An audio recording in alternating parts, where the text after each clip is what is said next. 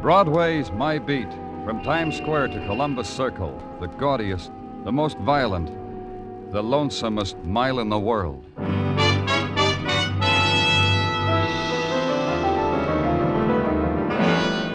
Broadway Is My Beat, with Larry Thor as Detective Danny Clover.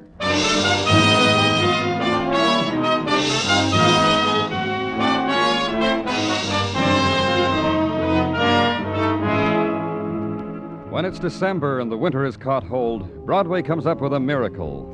Silver trees grow out of the sidewalks. Men with beards and red velvet suits suddenly appear from out of the Bowery and dedicate themselves to being jolly.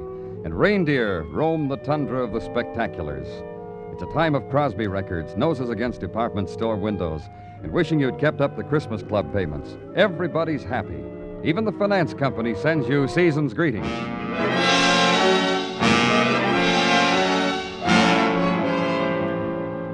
The atmosphere hadn't touched the alley, littered and dark, except for a stark cone from a flashlight held by a policeman. Up here, Danny. Shot twice in the back. Still breathing. Come on, Doc. Take a look, Doc. Let's put him on the stretcher. I don't think this one's got much time. Give me a hand here. Easy. We'll have him in the hospital in 5 minutes. Know who he is, Muggavan? Yeah, his wallet says Ben Justin. Yeah, here it is. The ideas and what happened? I think he knows who shot him, Danny. He was saying he'll get even. Any names? No. Easy with him now. Just slide the stretcher in here. We'll ride with him. Let's go, Muggavan. Yeah. Okay, Joe, let's get this ambulance on the road.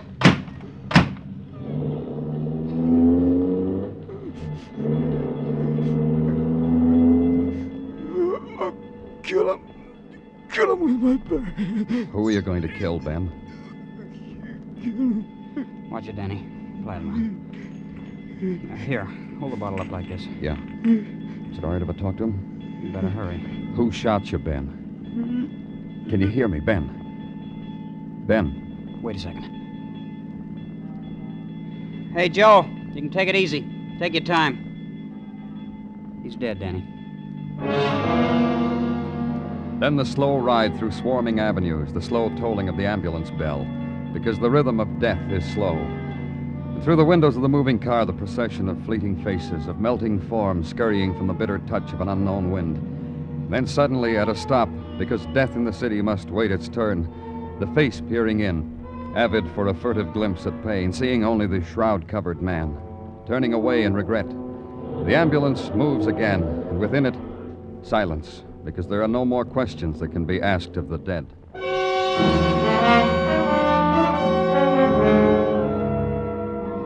At headquarters, the setting up of a file on Ben Justin. The word murdered, neatly typed in triplicate. Then the fragments of his life drifting in to be pieced together, to be entered under the correct heading, on the correct line. Ben Justin lived in an apartment on West 86th. He was married to a woman named Evelyn. Go there. Ask her the question the dying man wouldn't answer. Ben didn't tell you? He was bleeding to death and he wouldn't tell you who killed him? No, Miss Justin. I like him for that. There are a lot of other reasons, but this one's the best. Then you will want to help us find his murderer. No, that's your job. That's what you get paid for. They shot him down in an alley. Sorry, but that's how I feel about things. You get what you work for in this world. No one can do it for you. You want Ben's killer? Find him. That way he'll belong to you, just you. If you know something, Mrs. Justin, we can hold you. Now, wherever did you get an idea like that? How would I know who killed Ben? It's his secret. He's taking it to his grave with him. Maybe I didn't tell you. Ben's last words were that he would kill him with his bare hands. Ben can't do that now, can he? But you can do something, Mrs. Justin. You can tell me about Ben. You can tell me who wanted him dead. Tell you about Ben? That could take my lifetime. But I'll brief it down for you. Ben did good by me. Dressed me in fancy clothes, showy. Showed me off to his friends. Didn't mind if one made a play for me. Grinned it off. Grinned about it when we got home. Cuffed me a little, and we go to sleep laughing. That's about Ben. Doesn't help us much. Then try this. Ben used to work for the Imperial Insurance Company, an investigator. Go ask them about Ben. I bet those insurance people knew more about him than even his wife knew. It's their business. Imperial Insurance? On Lower Broadway. You can excuse yourself now, Mr. Clover. I want to go over my wardrobe, pick out a black dress for Ben's funeral. Silk? Yeah, silk. He liked me in it.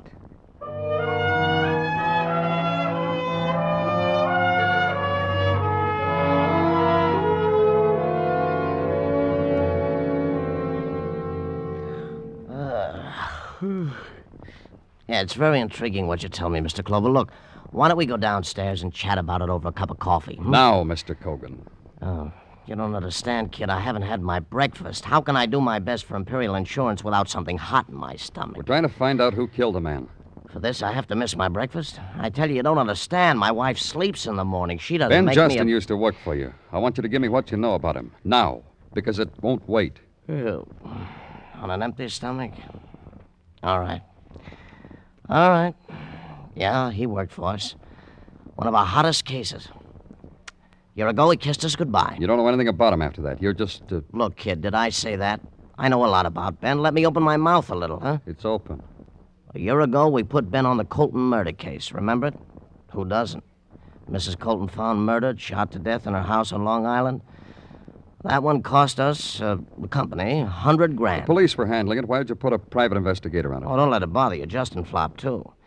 He said he couldn't find a thing to prove that Mrs. Colton's nephew and his wife committed the mayhem. Remember Johnny and Dottie Reed? The lovable kids that all of us thought were the murderers? The state, us, till they were acquitted? No evidence, not even from our own boy, Ben. And after that, Ben quit. How did you know? Oh, I told you, yeah. He turned in a memo that we should pay the kids the $100,000 insurance the aunt left the boy. Shook hands all around, resigned. Then right away we find out he was making merry with the Reed kids, all over town, in their home. How do you know that? It was a password in our office, how Ben and his wife were always in the company of the kids. Why? The kids were acquitted. They have the right to make their own friends. For $100,000, we keep trying. Do I get coffee now? Yeah. Here's a dime. Let it be on me.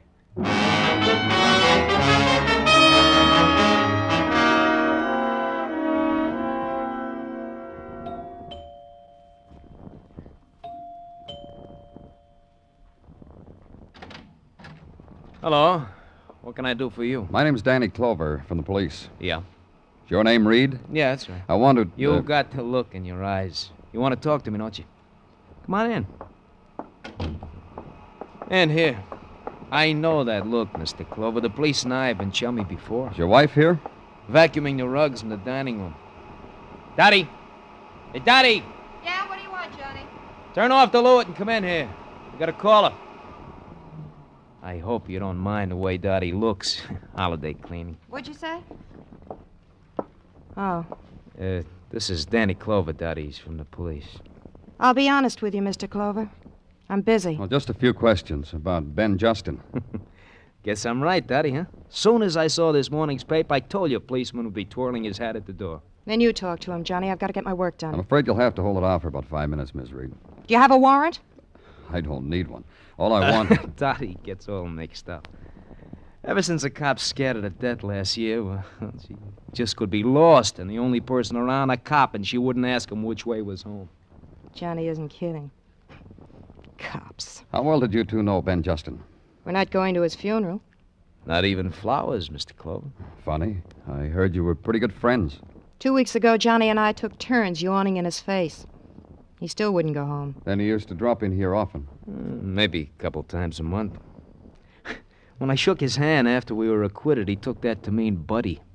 He couldn't get through his head I'd have shaken anybody's hand. Ben Justin tried to send you to the chair. I don't understand. Neither did we. You inherited a lot of money when your aunt was killed, didn't you, Mr. Reed? You people can't leave us alone, can you? Hey, you shouldn't have asked that, Mr. Clover. Dottie's going to be upset all day. It's going to be like this for the rest of our lives. Dottie. No matter what we do, where we go, it's going to be the same way. Get him out of here, Johnny. Get him out of here. You heard him, Mr. Clover. You better get out. Dottie's busy.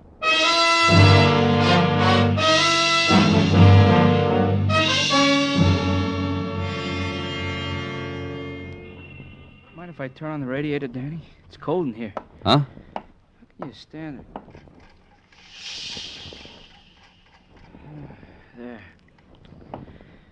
Danny, you've been over and over the transcript of a year-old trial maybe 100 times. You want something juicy to read? Here, try this pulp. It's good, huh? Tells me the thrilling things detectives have happened to them. For 2 bits, it thrills even me. The things that go on. Mrs. Colton was killed with Johnny Reed's gun. Our ballistics man proved it. Brought it in evidence. Exhibit A. But no fingerprints. No fingerprints. And if you read the transcript another 100 times, there still won't be any. What are you trying to build, It Danny? bothers me. You mind, Muggavan? Danny, listen to me. The kid had a right to the gun. Messenger boy for a brokerage house. Briefcases full of stocks and bonds. Sometimes even money. A boy needs a gun in a career like that. They present him with it, courtesy of the house. And it killed his aunt. Endowed 2 kids with $100,000. The gun could have been stolen from him, just like he said. His wife put her arms around him. He felt different somehow to her without the gun. That was the first they knew it was missing, just like they said in court. Yeah, I don't understand what you're after, Danny. The kids were acquitted. I know. They said they spent the day picnicking on the Jersey Palisades. Nobody could prove different. Nobody could prove they were at the murder house that day. They were acquitted. I told you I know Muggavan. Then what's with you? You think you found a free and easy way to solve Ben Justin's murder? I take it back, Danny. I didn't mean to say that. Why so chummy with the Reed kids? You mean Justin and his wife? You care about anyone else? Justin was a top insurance investigator. He couldn't find a thing to prove that the kids were anywhere else but eating ham and cheese sandwiches on the Palisades. That cinched it. When an insurance company...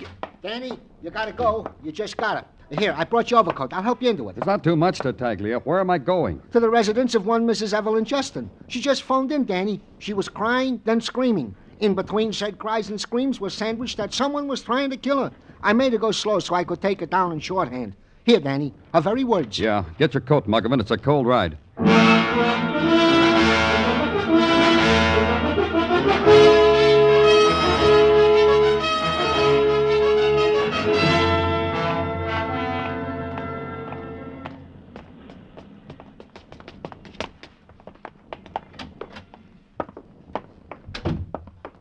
Down this hall, Muggavan. Come on. Right behind you. Wish I'd taken that call. Sounds real quiet in there. Locked, Danny. Lean on the bell, Muggavan. Yeah. Danny, something happened. Kick it in.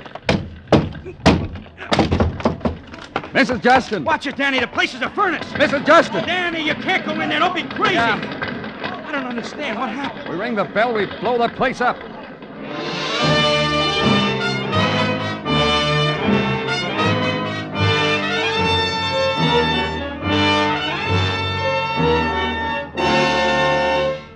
You were listening to Broadway Is My Beat, written by Morton Fine and David Friedkin and starring Larry Thor as Detective Danny Clover. There should be plenty of action on CBS Hopalong Cassidy show tomorrow night. Hoppy will be invading the land of the Gunhawks, and though this may not sound full of action at first, he'll finally play dead to capture a band of vicious marauders. Hopalong Cassidy, starring Bill Boyd, comes your way every Saturday evening on most of these same CBS stations. Join him in the land of Gunhawks tomorrow night.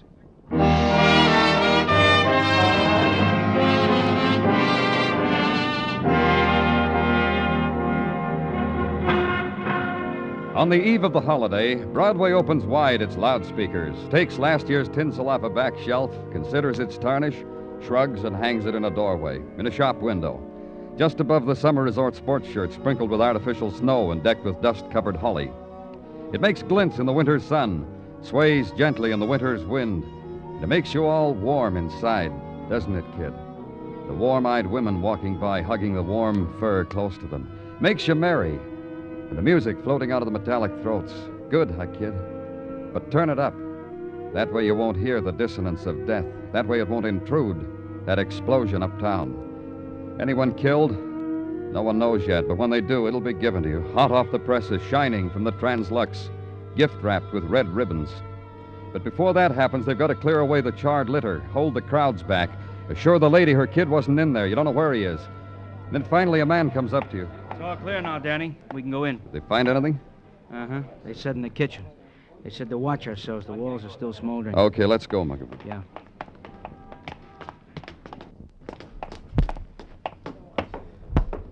He said in the kitchen. Uh-huh. Watch it, Danny. doorway don't look any Come good. on. Not much left, is there, Danny? You were here before. Not much left, huh? Broken, up in smoke. Hey, Yeah. Mrs. Justin? Yep. Explosion must have done it, huh, Danny? The way she... The way... She was beaten up first. Slugged. See? Here. Here. Yeah. They made sure, huh, Danny? If we hadn't rung the doorbell, maybe the... Call it in, Muggavan. To homicide.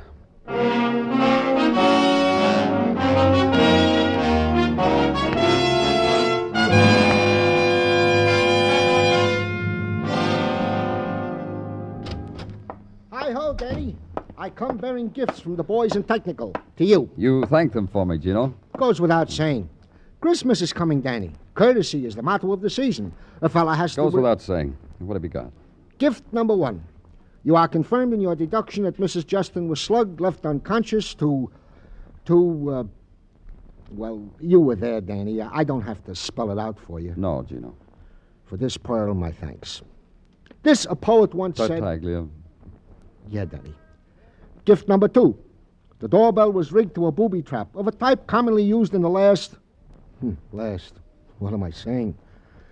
Ring the doorbell and boom! Blast! Poof! It was that professional. To the contrary, wise is Mr. Gordon from Technical. He says it was a clumsy imitation. Gordon didn't like it, huh? He sniffed his nose at it.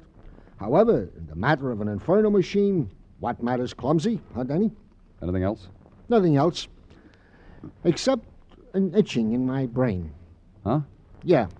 I am making out my Christmas list, and it itches me. Want to give Mike Schreck, the bald-headed miracle detective from Philadelphia, for Christmas.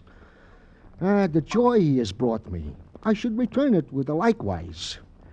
You got a suggestion, Danny? Only a question, Gino. How did you know it was Mrs. Justin you talked to on the phone? Well, she told me, Danny. Several times she told me. Well, what reason would I have to disbelieve what a lady tells me? You're trying to make out I'm a Gulliver, Danny? You know... Pardon me, Gino. Likewise, I'm sure. When they tell you their name, see if you... Danny Clover speaking. This is Swifty Crenshaw of the 34th Street Post Office, Mr. Clover. They referred me to you. Why? Oh, because I'm holding some undelivered mail from Mrs. Evelyn Justin. Bet you'd love to get your hands on it. Yeah, I would. Fine. Just ask for Swifty Crenshaw. Everybody knows me. Bye now. Who was it, Danny? That's Swifty Crenshaw from the post office. Swift...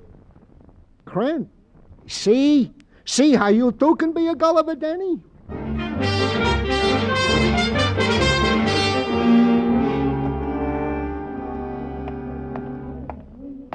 You Mr. Crenshaw?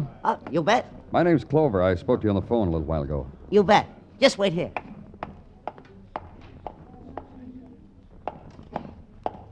Here you are. The mail addressed to Mrs. Ben Justin. Uh-huh. There's not much there. Circulars, a few Christmas cards from people who heed our message to mail early.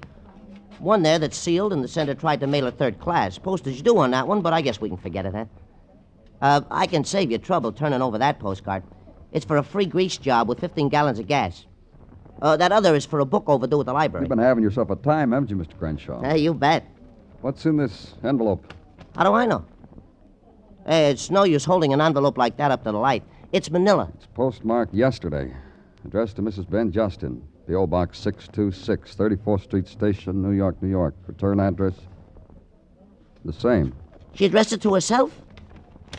What's in it? You bet, Mr. Crenshaw.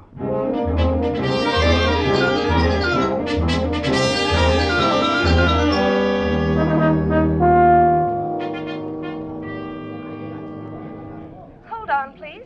Mr. Jasper is looking up the records now. Okay. Tell him to hurry. Mr. Jasper will speak to you. Good. Mr. Jasper on the phone. What about it, Jasper? You say you have a carbon copy of a subscription form for today's Lady magazine? Where did you get it? In an envelope. Come on, your girl said you were looking it up, Jasper. The form is used by your company, signed with the initials DF. Who is DF? Donald Fraser. He would have gotten 400 points if he'd handed the subscription in. But why didn't he? Where does Donald Fraser live? 19 West 16th. He's a pretty good... Yeah. Thanks.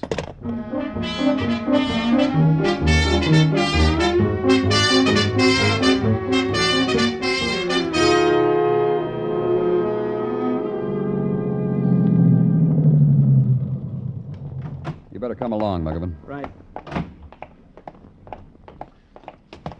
You ring the bell this time, Danny. No, I'll ring it. I read someplace if you crash in an airplane, the first thing to do is to go up in another one. Nah, you ring the bell, Danny. Thanks.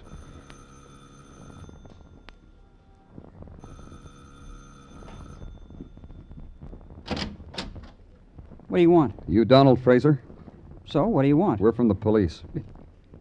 Didn't you hear, Donald? We're from the police. Let's go inside. Sit down, Donald. You want a cigarette, Donald? I don't smoke. You drink? No, I can't stand the taste. He's got refined taste, Danny. You signed this magazine subscription form, didn't you? Well, didn't you? I don't know. You know. You know, don't you? I signed it. All right. You took a magazine subscription on November 2nd, 1949. That's the date on this form. It's also the date Mrs. Colton was shot to death. So, what's that got to do with anything? It's got this to do with it. It's a magazine subscription for Mrs. Colton. You took the subscription. Who signed it? I'll tell you. You're not kidding. Let him alone, Michael. I came by Mrs. Colton's that morning selling subscriptions. Mrs. Colton said to come back later. She wanted time to make up her mind. When you came back, Johnny Reed was there with his I wife. said leave him alone. Yeah, that's right. They were there that day. The girl yelled up to her aunt that I'd come back. Mrs. Colton said to take the subscription. The girl signed for her. That does it, Danny. Not quite. Donald, then Ben Justin got to you, didn't he? He was investigating the murder and tracked down a lead that a magazine salesman was on the Colton block that day. That right? Yeah, the very next day. Before I had a chance to turn in the form in to Mr. Jasper. I shouldn't have done it. I know I shouldn't have done it. For $1,000, the trouble I'm in. I didn't mean to do anything. He talked me into it.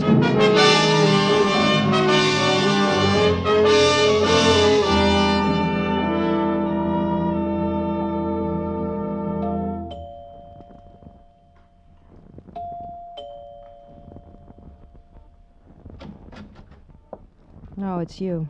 What do you want? Let's go inside, Mrs. Reed. Remember how busy I was yesterday? I'm busier today. That's too bad. I want to talk to you, and I want to talk to your husband. All right, come in. I've got an idea Johnny's going to throw you right out, and I want to watch.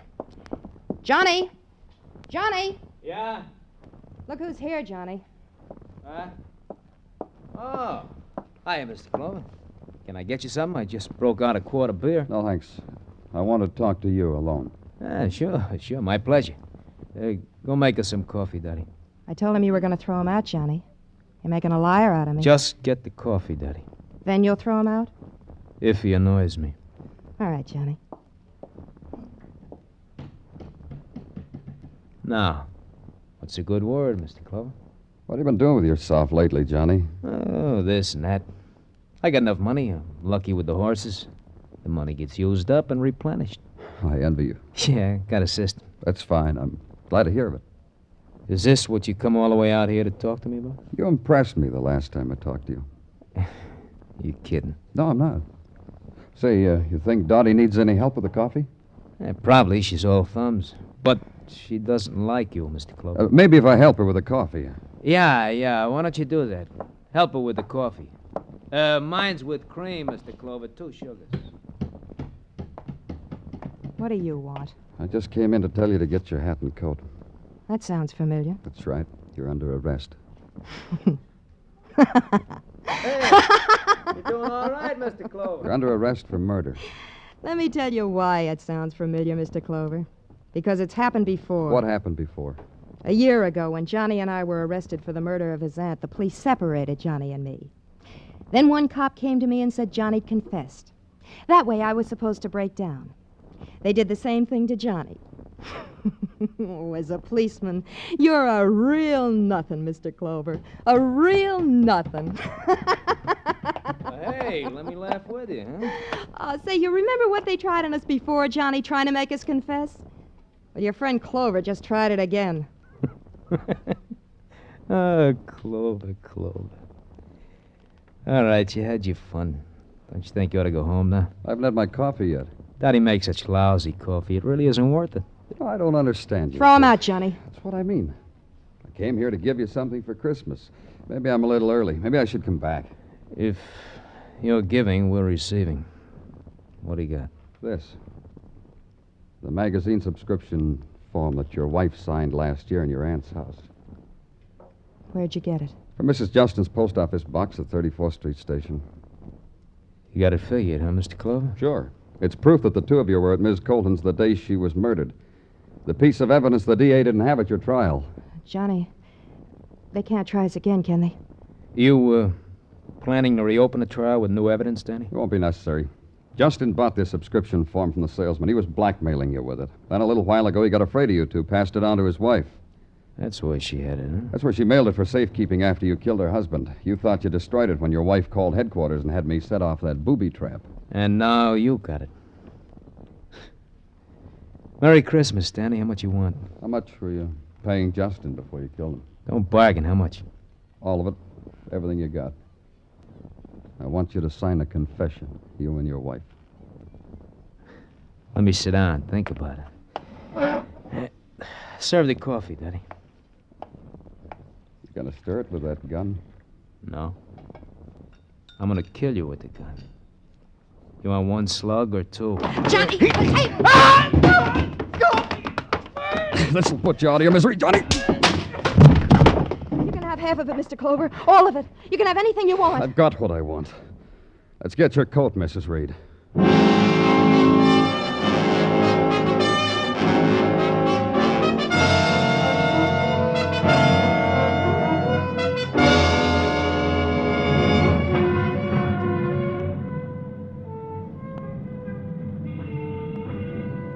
In the midnight cold, Broadway echoes with sounds you hear only in darkness.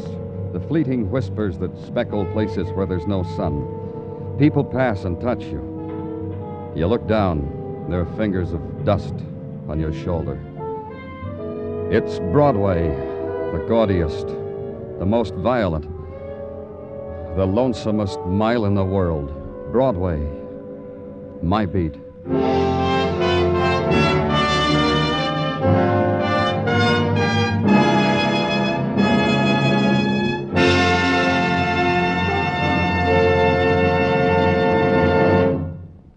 Broadway Is My Beat stars Larry Thor as Detective Danny Clover with Charles Calvert as Tartaglia. The program is produced and directed by Elliott Lewis, with musical score composed and conducted by Alexander Courage. Included in tonight's cast were Anthony Barrett, Sam Edwards, Virginia Gregg, Michael Ann Barrett, Sidney Miller, and Jack Crucian. Now, here's Larry Thor. Ladies and gentlemen, tonight's program concludes the present series of Broadway's My Beat.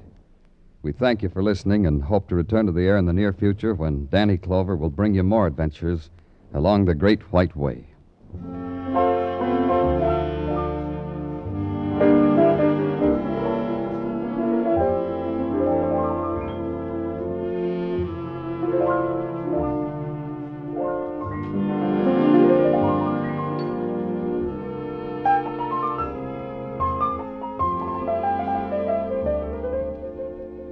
Next week at this time, most of these same CBS stations will bring you a new program featuring Edward R. Murrow, Columbia's famed news reporter. This new program will be called Report to the Nation, and during its 60 minutes, Mr. Murrow will bring you not only important war and political news, but also summaries of all that's bright and new in the world of music, the theater, sports, and the other colorful, varied fields of American life. You'll hear recordings of great speeches and great events in the week preceding each Friday night broadcast. Report to the Nation will report the news for CBS listeners in this unprecedented series of broadcasts. Be listening for Report to the Nation next Friday evening on CBS. Dan Coverly speaking. This is CBS, the Star's Address, the Columbia Broadcasting System.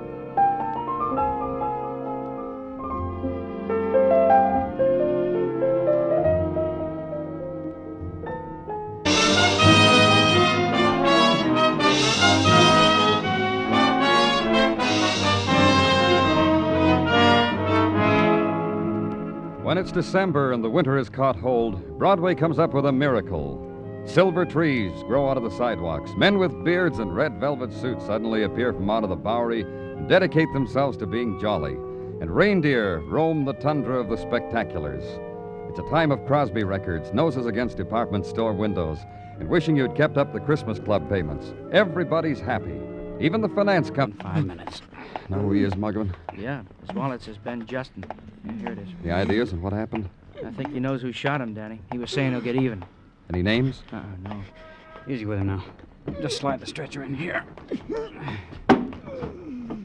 We'll ride with him. Let's go, Muggavan. Yeah. Okay, Joe, let's get this ambulance on the road.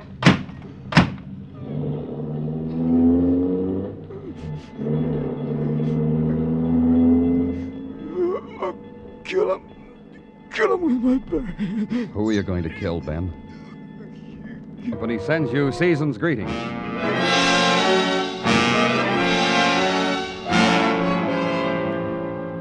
The atmosphere hadn't touched the alley, littered and dark except for a stark cone from a flashlight held by a policeman. Up here, Danny.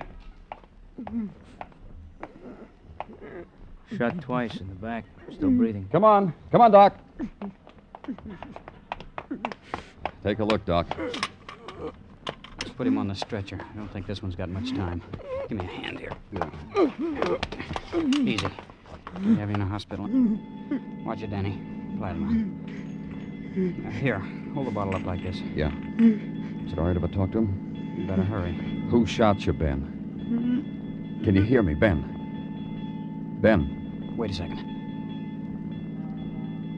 Hey, Joe, you can take it easy. Take your time. He's dead, Danny. Then the slow ride through swarming avenues, the slow tolling of the ambulance bell, because the rhythm of death is slow. And through the windows of the moving car, the procession of fleeting faces, of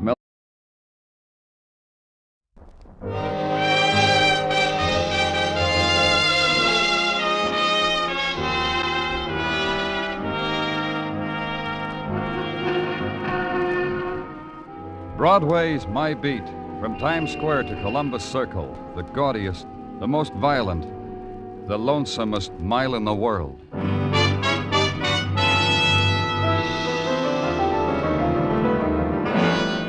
Broadway Is My Beat, with Larry Thor as Detective Danny Clover.